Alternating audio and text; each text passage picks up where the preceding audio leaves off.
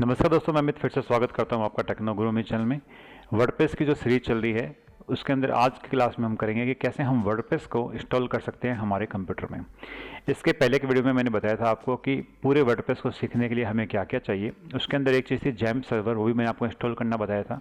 अगर आपने पुराने वीडियो नहीं देखे हैं तो इस वीडियो के डिस्क्रिप्शन के अंदर आपको लिंक मिल जाएंगे और वीडियो के लास्ट के अंदर भी आपको प्ले लिस्ट मिल जाएगी, वहाँ से आप सारे इसके पुराने वीडियो देख सकते हैं। ठीक है, तो अब हमारे पास में जैम का कंट्रोल पैनल है जिससे हम हमारे कंप्यूटर में जो सर्वर है, लोकल होस्ट जिसे बोलते हैं, उसे हम एक्टिवेट और डीएक्टिवेट कर सकते हैं। फॉर एग्जांपल अभी बात करें तो आप यहाँ पे देखिए, मैं यहाँ पे लिखता हूँ लोकल होस्ट और एंटर करता हूँ तो अभी हमारे सामने कोई भी लोकल होस्ट अवेलेबल नहीं है क्योंकि हमारा जैम कंट्रोल पैनल है वो भी स्विच ऑफ है। हमें क्या करना है, हमें अपाचे स्टार्ट करना है, MySQL को भी स्टार्ट करना है। तो दोनों ग्रीन हो गए, इसका मतलब हमारे कंप्यूटर में अब सर्वर है, एक्टिवेट है। तो उस एक्टिवेट जो सर्वर किया है उसके बाद हम इसको एज ए लोकल होस्ट की तरह यूज कर सकते हैं। तो मैं यहाँ पे लोकल होस्ट एंटर करूँगा, अभी भी ओपन नहीं हुआ। उसका रीज़न अगर आपने गौर से देखा होगा, मैंने पिछली बार जब आपको बताया था कि अगर आपके सामने पोर्ट की एरर आती है तो आप अपने पोर्ट को चेंज कर सकते हैं। तो अब आप देखिए यहाँ पे पोर्ट कितना है, 8080। इसका मतलब मुझे आगे इसके 8080 लगाना पड़ेगा या फिर मुझे कॉन्फ़िग फाइल के अंदर वापस जाकर 8080 की जगह ओनली 80 करना पड़ेगा। ये कंसेप्ट भी मैं पिछली क्लास में बता चुका हूँ, अगर नहीं देखा है तो प्लीज़ उसे देख लें, अदरवाइज़ आपको यहीं पर कंट्रोल पैनल में दिक्कत आएगी। तो मैं फिलहाल लोकल होस्ट में जाकर कॉलन लगाता हूँ, 8080 लगाकर एंटर देता हूँ। अब हमारा लोकल होस्ट स्टार्ट हो चुका है। तो यहाँ पे जो फाइलें हैं वो कहाँ से आ रही है, हमें दिख कहाँ रही है और ये कहाँ पे पड़ी है, तो उस चीज़ को हम पहले चेक करते हैं। उसके लिए आपको जाना है, आपके माई कंप्यूटर में सी में जाना है। ठीक है, सी के अंदर जैम के अंदर htdocs, ये है मेन फोल्डर हमारा जहाँ पे हमारा सारा डेटा रहेगा। अभी यहाँ पे इतना डेटा पड़ा है और इन्हीं डेटा की वजह से हमें वहाँ पर ये दिखाई देता है। तो हमें पहले इसको खाली करना पड़ेगा। तो हम क्या करेंगे, सिंपल इसको ऐसे करेंगे, शिफ्ट प्लस डिलीट करेंगे और इसको यस कर देंगे, सब कुछ खाली। तो अब हमारे htdocs के अंदर कुछ नहीं है। वापस यहाँ आते हैं, यहाँ पर आने बाद इसको रिफ्रेश करते हैं, आप देखिए ओप्स नॉट फाउंड, कुछ भी मिला नहीं। एरर 404 मतलब आपको कोई भी डेटा यहाँ पे कुछ भी मिला नहीं, खाली हो गया हमारा फोल्डर। अब हमें यहाँ पे क्या करना है, वर्डप्रेस को यहाँ पर रखना है। तो उसके लिए मैंने आपको कहा था वर्डप्रेस की कॉपी आप इंस्टॉल कर लीजिए wordpress.org पे जाकर। तो वो कॉपी आपने इंस्टॉल करी होगी तो इस प्रकार से आपके सामने एक जिप फाइल होगी वर्डप्रेस वाली, इसको आप यहाँ से लिए, यहाँ से आपको कॉपी करके कहाँ रखना है, htdocs के अंदर रखना है। ठीक है, तो मैं आपको यहाँ से कॉपी करता हूँ इसको। उसके बाद में हम चलते हैं वापस इसी में, सी में, जैम्प में, htdocs में, और यहाँ पे लाके इसको पेस्ट कर दीजिए। क्लियर। अब वापस इसको रिफ्रेश करके देखते हैं, कुछ नहीं आ रहा। लोकल होस्ट पे क्लिक करेंगे तो हमारे वर्डप्रेस 5.7.2 जिप फाइल आ रही है जो अभी हमने वहाँ पे पेस्ट की है। लेकिन जिप फाइल है, अभी हमें इसको क्या करना पड़ेगा, कंप्रेस से अनकम्प्रेस करना पड़ेगा, अनजिप करना पड़ेगा। तो हम क्या करेंगे, राइट क्लिक करेंगे, एक्सट्रैक्ट हियर। तो ये सारी जो फाइलें हैं वो हमारे वर्डप्रेस में एक अलग से फोल्डर बन जाएगा, वहाँ पे आके सारी की सारी फाइलें इकट्ठी हो जाएगी और ये अनजिप हो जाएगी पूरी फाइल। तो ये जो फोल्डर होता है बाय डिफ़ॉल्ट जिप फाइल में होता है, तो आपको इसको जिप में रखना है, उसके बाद यहाँ पर लाके इसको अनजिप कर देना है। ठीक है, तो प्रोसेस अभी आपके सामने क्लियर हो गया। पहले हमने htdocs को डिलीट किया, सारा फोल्डर उसमें जो कुछ भी मैटर था सब हटा दिया। उसके बाद में हम हमारी वर्डप्रेस की फाइल को हम यहाँ पर अनजिप कर रहे हैं। एक वैसे अनजिप होने देते हैं, उसके बाद आगे की प्रोसेस बताता हूँ आपको। तो दोस्तों हमारी फाइल पूरी कंप्लीट अनजिप हो चुकी है। तो आप वर्डप्रेस में जाके चेक करिए, सारा डेटा इसके अंदर आ चुका है। तो अब हमें इस अनजिप जो जिप फाइल इसकी ज़रूरत नहीं है, आप यहाँ पे आइए, इसको शिफ्ट के साथ डिलीट कर दीजिए। अब हमारे पास में htdocs में सिर्फ ये है। तो दोबारा हम चेक करते हैं, यहाँ पे आके हम इसको रिफ्रेश करते हैं। रिफ्रेश करने के बाद देखिए जिप फाइल हट गई है, अब हमारे पास में फोल्डर आ गया है। इस फोल्डर पे क्लिक करते हैं तो इस प्रकार से हमारे पास जो वर्डप्रेस को इंस्टॉल करने के लिए एक हमारे सामने एक पूरा मैसेज है कि क्या क्या चीज़ हमें चाहिए। लेकिन अभी हमें एक काम और करना है कि जब हम किसी भी साइट को ओपन करते हैं तो हमारे पास में फोल्डर नहीं आता है, सीधी वो साइट ओपन होती है। तो हमें इस फोल्डर को भी यहाँ से हटाना है।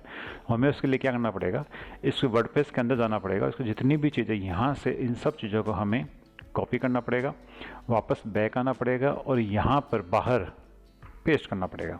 इससे क्या होगा कि जितना भी डेटा इस वर्डप्रेस फोल्डर के अंदर है सारा का सारा डायरेक्ट htdocs के अंदर आ गया। उसके लिए हमें htdocs फिर वर्डप्रेस और फिर अंदर जाना नहीं पड़ेगा, यानी हम एक स्टेप पहले आ चुके हैं। ये करना तो ज़रूरी है ताकि हमारी सारी वेबसाइट से डायरेक्ट ओपन हो, उसके लिए हमें किसी फोल्डर में जाने की जरूरत नहीं हो। ये सारा डेटा और वर्डप्रेस के अंदर जो डेटा पड़ा है वो कॉमन है, तो हम क्या करेंगे इस वर्डप्रेस के अंदर पूरे फोल्डर को ही क्या करते हैं हम डिलीट कर देंगे। शिफ्ट प्लस डिलीट, यस, ठीक है। अब हमारे सामने वर्डप्रेस का सारा डेटा है लेकिन वर्डप्रेस नाम का फोल्डर नहीं है। क्लियर? तो अब हमारे पास कंडीशन क्या है, जैम्प में htdocs और सारा डेटा। आप एक बार प्रोसेस को दोबारा देख लेना, कभी कंफ्यूज मत होना। उसके बाद हम चलते हैं वापस से इसको रिफ्रेश करते हैं। इस बार आप देखोगे कि डायरेक्ट हमारा जो इंडेक्स है वो आपके सामने आ जाएगी डायरेक्ट, इस बार कोई फोल्डर वगैरह नहीं आएगा। क्लियर? देखते हैं इसको, ये देखिए, ठीक है। तो वापस कंप्लीट जो पहले वर्डप्रेस के फोल्डर के अंदर क्लिक करने के बाद आ रहा था वो डायरेक्ट आ रहा है। तो अब यहाँ तक हम पहुँच चुके हैं जिसके अंदर हमने सब डेटा इसके अंदर डाल दिया है। अब हमें क्या करना है, अब हमारा आगे प्रोसेस करना है वर्डप्रेस इंस्टॉलेशन का। तो यहाँ पे वर्डप्रेस इंस्टॉल करने के लिए हमें कह रहा है कि सबसे पहले आपके पास एक डेटाबेस का नाम होना चाहिए, उस डेटाबेस में एक यूज़र नेम होना चाहिए, डेटाबेस का एक पासवर्ड होना चाहिए, डेटाबेस का होस्ट होना चाहिए जो कि फ़िलहाल अभी हमारे पास लोकल होस्ट है, और एक टेबल प्रीफिक्स। इतनी चीज़ों की हमें ज़रूरत पड़ेगी। तो उससे कैसे हम इसको कैलकुलेट करेंगे, कैसे हम बनाएंगे चीज़ों को, उसके लिए क्या करेंगे, हम वापस से नया टैब खोलेंगे। यहाँ पे हम लिखेंगे लोकल होस्ट। अब हमारे यहाँ पे वापस वही कॉलन लगाना है 8080। क्यों? क्योंकि मैंने अभी तक इसमें कॉन्फ़िग फाइल में 8080 पोर्ट ही यूज कर रखा है। उसके बाद PHP माई एडमिन, मैंने बताया था आपको कि वर्डप्रेस का जो सारा काम है वो PHP फाइल में ही बना हुआ है। तो PHP माई एडमिन डेटाबेस का काम है, जो सारा डेटाबेस का काम है वो PHP माई एडमिन के अंदर ही होता है। तो जैसे ही आप इसके बाद में लोकल होस्ट स्लैश PHP माई एडमिन लिखो या लोकल होस्ट कॉलन जो आपका पोर्ट नंबर है उसके बाद में स्लैश PHP माई एडमिन लिखो, तो इस प्रकार से पेज आपके सामने ओपन हो जाएगा। ये है डेटाबेस। क्यों? देखो, कोई भी चीज़ हो डेटाबेस तो उसके लिए ज़रूरत है, क्योंकि हम जो भी चीज़ डालते हैं वो कंप्यूटर कहीं ना कहीं तो सेव करेगा, ऑनलाइन करे चाहे वो लोकल करे, लेकिन डेटाबेस तो चाहिए। तो डेटाबेस बनाने के लिए ये पूरा एक हमारे सामने एक यूजर इंटरफेस है। तो यहाँ पे जो हमें कह रहा है कि 4 चीज़ चाहिए, डेटाबेस का नाम, डेटाबेस का यूजर नेम, पासवर्ड और होस्ट। सबसे पहले हम बना लेते हैं यूजर नेम। यूजर नेम कहाँ से बनेगा, यहाँ पे देखो यूजर अकाउंट है, इस पर क्लिक करना है आपको, और यहाँ पे आपको न्यू यूज़र नेम है, देखो लिखा हुआ है न्यू ऐड यूज़र अकाउंट, इस पर क्लिक करना है और आपको एक नया यूज़र अकाउंट बनाना है। जैसे आप कोई भी नाम दे सकते हैं, जैसे फॉर एग्जांपल मैं अपने नाम से बनाता हूँ अमित कुमार, ठीक है। होस्ट नेम हमारा क्या होगा, होस्ट नेम अभी हमारा खुद का कंप्यूटर ही है, इसे लोकल होस्ट। उसके बाद में पासवर्ड एकदम सिंपल रख रहा हूँ 1 2 3 4 5 6। जब हम अपनी जो इसको ऑनलाइन रखते हैं तब हमारा पासवर्ड बहुत जो स्ट्रेंथ है उसकी जो एक्सट्रीमली फुल होती है, लेकिन अभी हमारा लोकल कंप्यूटर है तो हमें पता है हम खुद इसको यूज कर रहे हैं और कोई यूज़ नहीं कर रहा है, इसलिए मैंने सिंपल पासवर्ड रखा है। वापस से पासवर्ड पूछ रहा है 1 2 3 4 5 6, पासवर्ड डाल दिया। उसके बाद में आप यहाँ पर डेटाबेस फॉर यूजर अकाउंट और यहाँ पे चेक कॉल का ऑप्शन, इस पर चेक कॉल कर दो। जितने भी राइट्स हैं डेटा स्ट्रक्चर बनाने के एडमिन, ये सब हमें मिल जाएंगे। उसके बाद जस्ट नीचे आप यहाँ पे आकर गो कर दीजिए, ठीक है। तो आपका you have added a user name बन गया। अब वापस से आप यूजर अकाउंट्स में जाओगे तो आपके देखिए नीचे एक यूजर नेम आपका बन चुका होगा अमित कुमार, ये रहा। क्लियर? तो यूजर नेम मेरे पास बन चुका है अमित कुमार के नाम से, जिसका पासवर्ड है 1 2 3 4 5 6। अब हमें चाहिए डेटाबेस। तो डेटाबेस इधर के जो लेफ्ट साइड में ये सब क्या है, डेटाबेस है। तो यहाँ पे हमें एक न्यू डेटाबेस और बनाना है, तो मैं यहाँ पे क्लिक करूँगा न्यू पे, और यहाँ पे डेटाबेस का नाम मैं दे रहा हूँ WP यानी वर्डप्रेस, ठीक है। उसके बाद मैं जस्ट इसको कर दूंगा क्रिएट, इतना ही काम करना। आप देखो यहाँ पे एक डेटाबेस का आइकन और शो होने लग गया है जो कि WP। अब इस पर क्लिक करते हैं WP पे, तो आप देखोगे अंदर no tables found in database में कुछ भी नहीं है। क्यों? क्योंकि अभी तक हमने इसमें वर्डप्रेस इंस्टॉल ही नहीं किया। तो यहाँ पे हमारा जो काम कह रहा था ये कि हमें एक डेटाबेस का यूजर नेम चाहिए, डेटाबेस पासवर्ड चाहिए, डेटाबेस नेम चाहिए, डेटाबेस होस्ट चाहिए, ये सब चीज़ें हमें चाहिए। वो सब चीज़ हम यहाँ पर क्रिएट कर चुके हैं। अब हम आगे चलते हैं, इसको करते हैं लेट्स गो करने के बाद में डेटाबेस नेम पूछेगा। तो डेटाबेस नेम हमने क्या दिया, WP ही दिया था डेटाबेस का नाम। ध्यान रखना नाम आप गलत कर दोगे तो कनेक्शन नहीं होगा, एरर आ जाएगी इसके अंदर, वो मैं दिखा भी दूंगा आपको। यूजर नेम की जब बात आएगी तो यहाँ पे मैंने लिखा अमित कुमार, पासवर्ड की जब बात है तो मैंने लिखा 1 2 3 4 5 6। डेटाबेस होस्ट है लोकल, टेबल प्रीफिक्स है WP। WP क्यों हमने इसका नाम जो दे रखा है उसके अकॉर्डिंग इसने प्रीफिक्स दे दिया, किसी भी डेटाबेस से पहले ये चीज़ देगा। कोई भी टेबल बनाएगा तो वर्डप्रेस जो डेटाबेस है उसका एक प्रीफिक्स उसने नाम से WP दे रखा है, तो टेबल फिक्स इसको आप ऑटोमेटिकली लेगा, उसको छोड़ दो आप। ये अपने को 4 चीज़ में एंटर करनी है। फिलहाल मैं इसमें क्या करता हूँ 1 2 3 4 5 करता हूँ और इसको सबमिट करता हूँ। क्या कह रहा है, एरर एस्टेब्लिशिंग ए डेटाबेस कनेक्शन, क्योंकि हमने यहाँ पर क्या कर दिया, पासवर्ड गलत दे दिया। मैं वापस यहाँ पे जा रहा हूँ और वापस यहाँ पे पासवर्ड दे रहा हूँ सही 1 2 3 4 5 6। अब मैं इसको सबमिट कर रहा हूँ। सबमिट करने के बाद में आ गया ऑल राइट। आपको इंस्टॉलेशन रन करना है, रन द इंस्टॉलेशन। यहाँ पर आपका इंस्टॉलेशन रन हो गया है। सबसे पहले पूछेगा साइट टाइटल, तो अपने सबसे पहले अपनी खुद की नाम से कोई भी प्रोफाइल पेज बनाएंगे, तो मैं अपना नाम ही दे रहा हूँ अमित कुमार, ठीक है। आप चाहो तो अपना नाम दे दो। यूज़र नेम यहाँ पे इंपॉर्टेंट है, देखो ये यूज़र नेम और पासवर्ड, वो जो यूज़र नेम पासवर्ड थे वो डेटाबेस के थे। ये यूज़र नेम पासवर्ड होगा कि जब भी आप अपनी साइट को मॉडिफाइड करना चाहोगे, कुछ एडिट करना चाहोगे, तो आपको यूज़र नेम और पासवर्ड वहाँ पे चाहिए होंगे। फिलहाल अपने यूज़र नेम देते हैं। मैं तो देखो हमेशा रखता हूँ एडमिन, आप भी एडमिन रख लो एक बार, क्योंकि हम अपने लोकल पीसी पे काम कर रहे हैं। और एडमिन के बाद जो पासवर्ड है वो सिंपल पासवर्ड रख लो, तो पासवर्ड भी मैं वही रख रहा हूँ 1 2 3 4 5 6।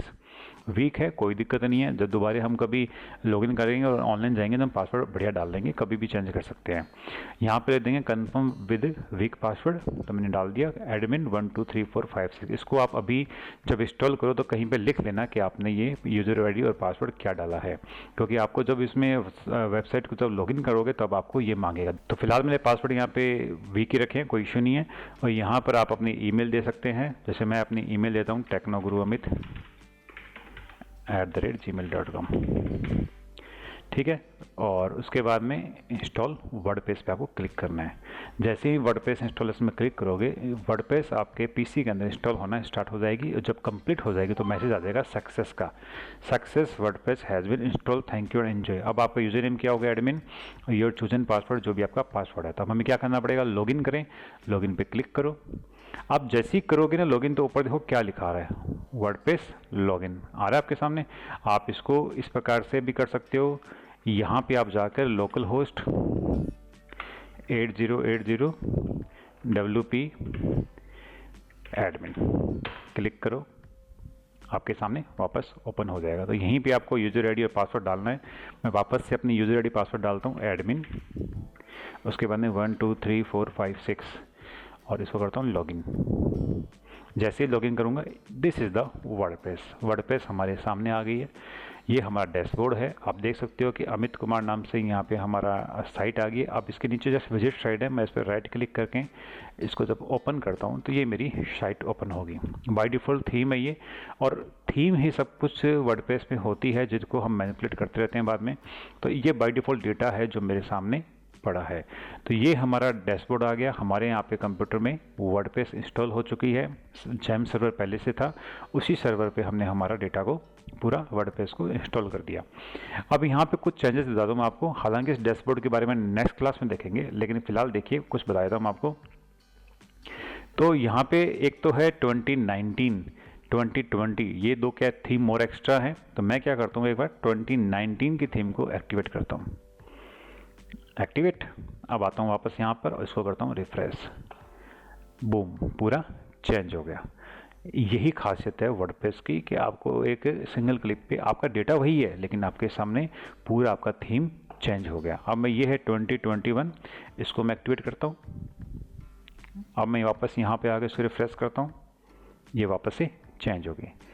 यहाँ पे आता हूँ 2021, ये वाली है, इसको हम कस्टमाइज़ कर सकते हैं। ये आ गया, ये आ गया, दोनों चल रही है हमारी। तो इसको एक्टिवेट करता हूँ 2020 को, यहाँ पे आते हैं, ये फिर चेंज हो गई। तो इस प्रकार से हम अपनी थीम्स को इसके अंदर डाल सकते हैं। इसमें सैकड़ों थीम्स है जो फ्री में मिलती है, बहुत सी पेड थीम्स हैं, उनको हम यूज कर सकते हैं। तो आई थिंक ये वीडियो में आप क्लियर हो गए होंगे। वापस से क्लियर बताता हूँ, जब भी आप वर्डप्रेस इंस्टॉल करो पहले इन दोनों का आप ओपन जरूर कर लेना, यानी एक्टिवेट कर लेना। पोर्ट देख लेना, मैंने जैसे 8080 से स्टार्ट कर रखा है, तो आपको लोकल होस्ट :8080 ही लेकर चलना है। अगर आपने इसमें कोई चेंजेस नहीं किया पोर्ट में, तो आपको लोकल होस्ट लिखोगे, आपके सामने आपका ये जो पूरा डैशबोर्ड का ऑप्शन है वो आपके आ जाएगा। उसके बाद में आपको अपने सी के अंदर जाकर जेम फोल्डर के अंदर htdocs के अंदर जो भी डेटा है उसको वहाँ से हटाना है, उसके अंदर वर्डप्रेस की जिप फाइल डालनी है, वर्डप्रेस की जिप फाइल को अनजिप करके जो भी डेटा है उसको सारे को कॉपी करके सीधा यहाँ पर पेस्ट कर देना है। क्लियर। उसके बाद में हमारे जो यहाँ पे phpMyAdmin है वहाँ पे जाके आपको यूज़र नेम बनाना है, एक डेटाबेस बनाना है और उस यूज़र नेम डेटाबेस के बलबूते आपको वर्डप्रेस इंस्टॉल करना है। तो कहीं पे भी दिक्कत है तो वीडियो को वापस रिवाइंड करके दोबारा देख ले। और भी कोई समस्या है तो कमेंट में आप लिख दे, मैं उसका रिप्लाई जरूर करूँगा। आई थिंक यहाँ तक आपको क्लियर हो गया होगा। तो ये सारा डेटा हमारे सामने तैयार है। नेक्स्ट क्लास के अंदर हम बात करेंगे कि ये डैशबोर्ड क्या होता है, ये चीज़ें कहाँ होती है, प्लगइन्स वगैरह क्या होते हैं, मेन्यूज़ वगैरह, इन सब के बारे में पढ़ेंगे। एक पूरा ओरिएंटेशन क्लास होगी जिसमें मैं पूरा इस डैशबोर्ड के बारे में आपको बताऊंगा। उसके बाद में हम बात करेंगे हमारी पहली वेबसाइट के बारे में, कैसे हम पहली वेबसाइट बना सकते हैं। तो अगर आपने पुराने वीडियो नहीं देखे हैं अगर, तो पहले इस वीडियो से पहले पुराने वीडियो जरूर देख लें ताकि आपको सारी चीज़ें क्लियर हो जाए यहाँ तक आने में, और यहाँ तक आने बाद हमारा प्रैक्टिकल काम स्टार्ट हो जाएगा। तो मिलते रहेंगे नेक्स्ट वीडियो में। देखते रहिए techno Guru Amit. Thank you.